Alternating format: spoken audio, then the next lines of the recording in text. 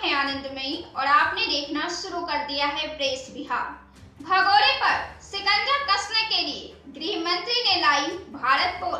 देश में कई मामले रहे हैं भ्रष्टाचार के और इनसे भी बड़ी वजह तो जो कांग्रेस हमेशा से भारतीय जनता पार्टी पर सवाल खड़े करती रही है वो है देश के पैसे बैंक के माध्यम से लेकर विदेश भागने की। देश के पैसे लेकर विदेश भागने वालों पर अब शिकंजा कसने के लिए देश के गृह मंत्री अमित शाह ने बड़ा कदम उठाते हुए भारत पोल को लॉन्च कर दिया है। यह प्रणाली अब विदेशों में भागे हुए भगोड़ों पर नकेल कसने के लिए तैयार हो गई है। भारत पोल की लॉन्चिंग आज ही गृह मंत्री अमित शाह ने की है। उन्होंने इसकी लॉन्चिंग के दौरान कहा है कि यह शुरुआत हमारे देश की लॉ एनफोर्समेंट एजेंसियों के इंटरनेशनल इन्वेस्टिगेशन को अलग अलग युग में ले जाएगी।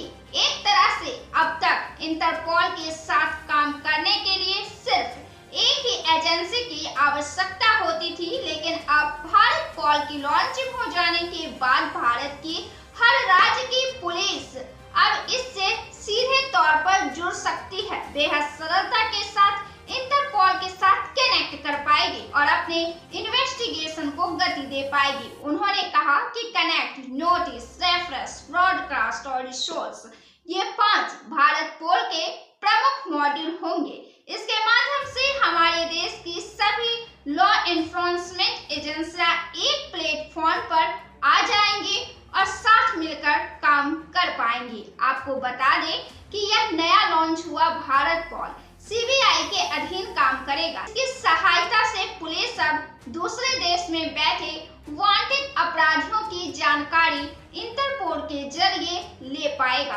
भारत पोल के साथ इसमें तेजी आएगी। रियल टाइम जानकारी जुटाने में यह मददगार साबित होगी।